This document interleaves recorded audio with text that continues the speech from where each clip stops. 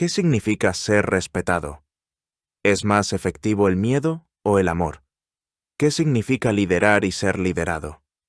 ¿Qué es el éxito y la bondad en un mundo lleno de malicia y ambigüedad? Estas preguntas, junto con muchas más, fueron formuladas en un intento de ser respondidas por uno de los filósofos políticos más revolucionarios de la historia, Nicolás Maquiavelo.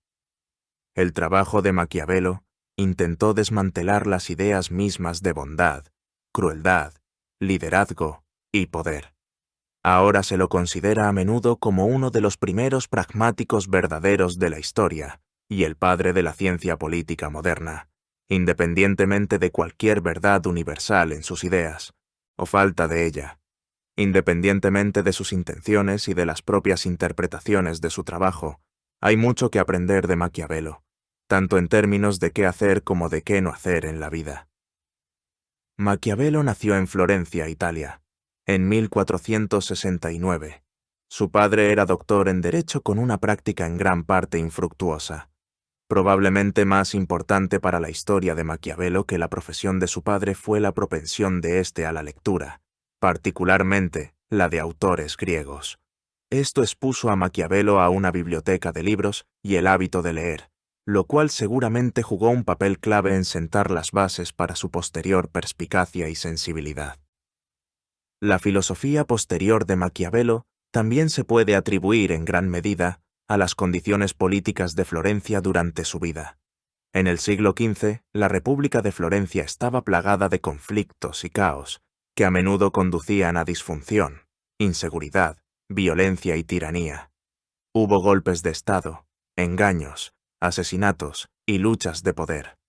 Los papas libraban guerras y las alianzas cambiaban constantemente. Lo más importante es que los eventos políticos y sociales de la Florencia renacentista mostraron una clara divergencia entre el ideal y la realidad. Las intenciones, que parecían reclamar o construirse sobre ideales del cristianismo como la bondad y la humildad, siempre caían frente a cómo eran realmente las cosas. Las apariencias eran a menudo fachadas. Los ideales religiosos y éticos eran utilizados como escudos para cubrir la naturaleza tortuosa y socavadora de quienes los sostenían. En la adultez temprana, Maquiavelo experimentó el gobierno de Florencia de primera mano, cuando fue nombrado, de manera impresionante, para la segunda Cancillería alrededor de 1494. Luego recibió varios ascensos y a la edad de 29 años obtuvo el rol de secretario, lo que lo puso a cargo de los asuntos exteriores de la República. En 1512, sin embargo, la República Florentina fue derrocada y una familia de banqueros y gobernantes, conocida como la familia Médici, recuperó el gobierno de Florencia, tras haber gobernado anteriormente durante muchos años antes de perder el poder por un tratado de paz fallido con Francia. Una vez de vuelta en el poder, la familia Médici sospechó que Maquiavelo estaba participando en una conspiración contra ellos, lo que resultó en su tortura y posterior exilio de Florencia. En el exilio, Maquiavelo produciría sus dos obras principales, El Príncipe y Discursos sobre la primera década de Tito Livio. De lejos, Maquiavelo es más conocido por El Príncipe, que fue escrito alrededor de 1513 y publicado en 1532. Aunque hay varias formas de interpretar la intención de Maquiavelo con este trabajo, al menos en parte, fue escrito como un regalo para Lorenzo de Médici, el príncipe de Florencia en ese momento, probablemente en un esfuerzo por ganar su favor y empleo. En general, El Príncipe se lee como un manual de instrucciones, un manual sobre cómo debe gobernar un príncipe para ser eficaz. Crucialmente, en El Príncipe, la eficacia supera todos los demás objetivos y parámetros.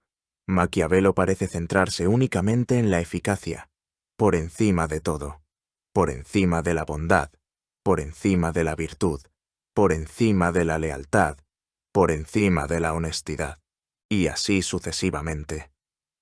En última instancia, El Príncipe articula una estrategia en gran parte amoral para los gobernantes y teje una especie de red de información destinada a atrapar a otros y aferrarse al poder, de la misma forma en que una araña considera a una mosca simplemente como alimento. El príncipe parece sugerir que un gobernante debe considerar a sus enemigos, a cualquiera que se interponga en su camino, o a cualquiera que crea necesario, como alguien que debe ser devorado, igual que una mosca. La obra es tan extraordinariamente oscura, cínica y pesimista, que fue prohibida por la Iglesia Católica durante siglos. Un destacado cardenal, Reginald Pole, escribió: «Apenas había comenzado a leer el libro cuando reconocí el dedo de Satanás. Es un autor malvado, un enemigo de la raza humana». Irónicamente, prohibir el libro podría haber sido una táctica maquiavélica en sí misma. En la época de Maquiavelo, y después de ella, los príncipes y gobernantes eran generalmente considerados buenos en función de su adhesión a los principios morales del cristianismo: honestidad, mansedumbre, perdón, lealtad, etc. Sin embargo, Maquiavelo no pudo evitar notar y obsesionarse con el origen de estos principios, la historia de Jesucristo, una historia en la que un hombre fue humillado, rechazado, arrestado, juzgado y crucificado. Desde una perspectiva humana y práctica, esta no era una historia de triunfo, sino una historia de derrota e ineficacia. Después de todo, la mayoría de los gobernantes no resucitan, literal o metafóricamente. Maquiavelo podía ver la misma historia de derrota e ineficacia en líderes, comerciantes e individuos en general, que seguían el ejemplo de tales ideales. Los llamados buenos estadistas o comerciantes tendían a perder ante aquellos que pretendían ser buenos, y luego usaban cualquier cantidad de tácticas maliciosas cuando lo necesitaban para servirse a sí mismos. Por eso, en lugar de la mansedumbre en nombre de la bondad, Maquiavelo creía que un buen líder exitoso era aquel que mantenía su poder y forjaba una nación estable y segura, esencialmente a cualquier costo y por cualquier medio necesario. Aquellos que al menos estaban dispuestos a ser inmorales o amorales en sus decisiones y acciones, como los líderes, tendían a cumplir los objetivos y deberes de un líder con mayor frecuencia y con mayor fuerza, al menos durante este tiempo y al menos a los ojos de Maquiavelo. Una de las ideas centrales de la visión de Maquiavelo sobre la efectividad era el respeto, y, para el Plan B, el respeto era más seguro y más probable que se sostuviera por el miedo en lugar del amor o el odio. Para ser claros, no es que ser amado fuera malo en la mente de Maquiavelo, pero más bien, en sus propias palabras sobre esto, surge una pregunta: si es mejor ser amado que temido, o temido que amado. Uno debería desear ser ambos, pero debido a que es difícil unirlos en una persona, es mucho más seguro ser temido que amado. El miedo, en otras palabras, es difícil para los individuos pasarlo por alto y superarlo, y es fácil de inculcar y controlar. El amor, alternativamente, es volátil, impredecible y difícil de controlar. Las personas pueden cambiar fácilmente la orientación e intensidad de su amor por cualquier número de razones. El odio, sin embargo, es peor que ambos. La imagen que un líder proyecta debe ser siempre positiva, y el método de uno para lograr esto debe ser encontrando el equilibrio del respeto, equilibrando tanto la recompensa como el castigo, la tensión y el alivio. Por supuesto, con suerte, sin necesidad de decirlo en este punto, tomadas al pie de la letra, las ideas contenidas en El Príncipe son extremadamente cuestionables, incluso desde una visión caritativa y algo moderada de estas ideas, dejando de lado el razonamiento potencial de Maquiavelo para crear sus obras. Hay abundantes críticas a sus ideas y puntos de vista.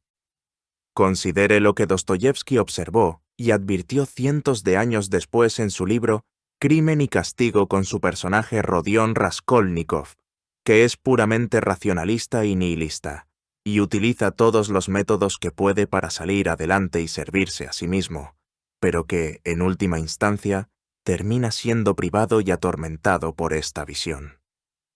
Consideremos el imperativo categórico de Immanuel Kant. con el que argumenta que las acciones morales siempre deben basarse en principios que consideren y sirvan a cómo todos deberían actuar y querrían vivir, no en función de los resultados individuales, las circunstancias o los deseos subjetivos. Y, quizás, considere de manera más convincente los fundamentos mismos de la moralidad general y la bondad, que sugieren que, para vivir en un mundo bueno, cada uno de nosotros debe actuar de acuerdo con cómo nos gustaría que fuera el mundo, cómo nos gustaría que los demás actuaran y nos trataran. Si todos andamos arañándonos unos a otros para llegar a la cima de la pila, no quedará pila, y, si la hay, no habrá nada que valga la pena ver desde la cima. ¿Qué es el poder en un mundo de ruinas? ¿Qué es la prosperidad sin la capacidad desenfrenada y despreocupada de compartirla de manera saludable con los demás? Y, además, ¿no es en lo que se convierte el mundo a veces? ¿Cómo creemos que debería ser? Si queremos un mundo bueno, tanto en términos de moralidad como de prosperidad, debemos creer en un buen mundo, y debemos crear un buen mundo sobre esa creencia. Para Maquiavelo, sin embargo, si el objetivo es el poder, entonces quizás estos puntos sean irrelevantes. Pero el punto es que quizás el objetivo de los humanos no sea únicamente el poder, y, si lo es, quizás no debería serlo, al menos no únicamente. En defensa de Maquiavelo, sin embargo, quizás esto no se pueda decir de todos. Algunos, si no muchos individuos, podrían muy bien estar principalmente interesados en el poder, y podrían estar completamente dispuestos a participar o justificar tácticas maliciosas para obtenerlo y sostenerlo. Y, quizás, aquí es donde el trabajo de Maquiavelo es realmente más útil y práctico. Otra interpretación del Príncipe no es como un manual para gobernantes, sino una advertencia para los gobernados. Es, quizás, más un retrato de la humanidad, pintado en el estilo del realismo total, con el que uno puede ver a la humanidad como realmente es, o puede ser, y puede entender qué buscar, así como cómo protegerse contra ella. La forma en que vivimos es tan diferente de cómo deberíamos vivir, que quien estudia lo que se debe hacer en lugar de lo que se hace, aprenderá el camino hacia su caída, en lugar de su preservación. Yendo un poco más allá del ámbito del mero gobierno, podemos, y probablemente deberíamos considerar, un grado de las ideas de Maquiavelo en nuestras propias vidas individuales. En primer lugar, debe notarse que, probablemente para Maquiavelo, la bondad y el amor son, de hecho, ideales, y son geniales siempre que sea posible, pero simplemente no siempre son posibles. Ser tan amable como uno pueda es genial, pero dedicarse a actuar bien todo el tiempo es casi con certeza una actuación, y casi con certeza una actuación que causará más daño que bien. La verdad es que, incluso las personas más amables y mejor intencionadas no siempre pueden ser amables o buenas, ni deberían serlo. No solo es imposible, sino que a veces es contrario a los objetivos mismos de la amabilidad y la bondad. Puede conducir al autodescuido y al autosacrificio, que pueden llevar al resentimiento o, peor, a desalineación, engaño o mala comunicación, intencional o no intencional. Si la negación es siempre el único objetivo, uno tendrá que ocultar constantemente sus verdaderos puntos de vista, esperanzas y deseos para evitar molestar u ofender a alguien, lo que inevitablemente deja la verdad oculta. Y la verdad, por supuesto, siempre sale a la luz. Ocultarla solo hace que regrese en peor forma. La vida es, en el fondo, una serie de compensaciones desordenadas, incluyendo la de la ética y la amabilidad. En última instancia, cada uno de nosotros es, en nuestras propias vidas, parte del retrato de la humanidad. Todos somos participantes en grupos y sociedades, tanto locales como amplias. Cada uno de nosotros lidera y es dirigido, y cada uno de nosotros experimenta diferentes dinámicas y grados de poder. Incluso si no tenemos interés en un poder significativo o en jugar los juegos de la política y el poder, La regla se extiende hacia y desde todo en lo que participamos. Tener alguna libertad es tener el poder de resistir y prevenir la imposición. Y, sin importar si los humanos son inherentemente buenos, malos o neutrales, todos nos encontraremos con gente mala tratando de imponernos, o gente buena tratando de imponernos. Algunas personas inevitablemente te joderán, se aprovecharán de ti, te ignorarán, te menospreciarán o incluso te lastimarán, si se lo permites.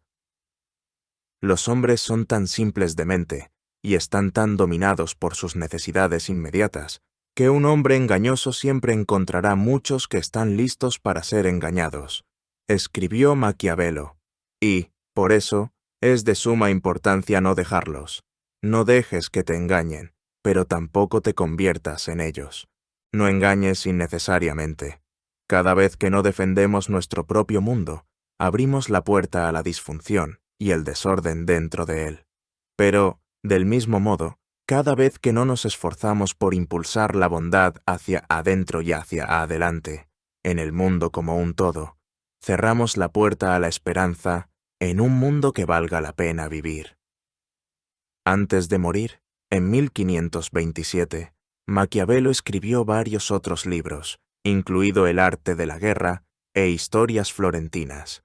Después de su muerte, su trabajo ganó cada vez más notoriedad, y un término para el arquetipo particular de villano y actividad villana, descrito por su trabajo, llevaría su nombre, ahora conocido como maquiavelismo. La tesis de Maquiavelo parece no centrarse tanto en un apoyo a la villanía, sino más bien en la idea de que ciertas acciones, aunque parezcan malas, pueden a veces generar resultados positivos y estables, y los resultados estables y efectivos para una nación son el mayor bien alcanzable. Si esta es una buena tesis o no, es una pregunta diferente. En verdad, los orígenes y el significado de la obra de Maquiavelo son algo desconocidos y fáciles de malinterpretar. Otra interpretación de su obra es que era una sátira que simplemente se burlaba de la disfunción del principado. Independientemente de lo que se sabe, Maquiavelo mismo, después de escribir El Príncipe, nunca obtuvo ningún tipo de éxito político notable o poder. Tal vez eso fue una cuestión de desgracia. Tal vez sus propios métodos y su apoyo a ellos, de la manera en que lo hizo, no fueron tan efectivos. O tal vez no quiso sugerir que dichos métodos deberían usarse, y por lo tanto, no los usó. En cualquiera de los casos, su trabajo seguiría inspirando a ambos, individuos reales y ficticios. Inspiraría el trabajo de filósofos como Jean-Jacques Rousseau, Friedrich Nietzsche y Francis Bacon, líderes como Enrique Seteo, Carlos Pinino y, probablemente, innumerables más, incluyendo quizás a los padres fundadores de América y líderes mundiales actuales, y escritores como William Shakespeare, así como la mayoría, si no todos, los escritores cómicos y trágicos que alguna vez han incluido un personaje arquetípico villano en su trabajo. Quizás, más notablemente, la reacción adversa de la mayoría de las personas al menos, la interpretación más villana de Maquiavelo, demuestra un impulso humano innato que se aleja de tales ideas y se dirige hacia algo mejor. Las opiniones de Maquiavelo sobre cómo era o es el mundo son, quizás, que tiene la costumbre de obrar de una manera que nunca cambia. Debe arruinarse cuando los tiempos, en cambio, ya no están en armonía con sus formas. Con esto, quizás el propio Maquiavelo sabría mejor que tomar sus propias ideas en serio en todos los tiempos y lugares. A lo largo de la historia, nos hemos adaptado y evolucionado mucho como humanidad desde las condiciones del Renacimiento. Somos, cada uno, nuevas pinceladas en el retrato de la humanidad, y depende de cada uno de nosotros intentar pintar una sonrisa en la cara. Y depende de cada uno de nosotros decidir si la sonrisa es genuina,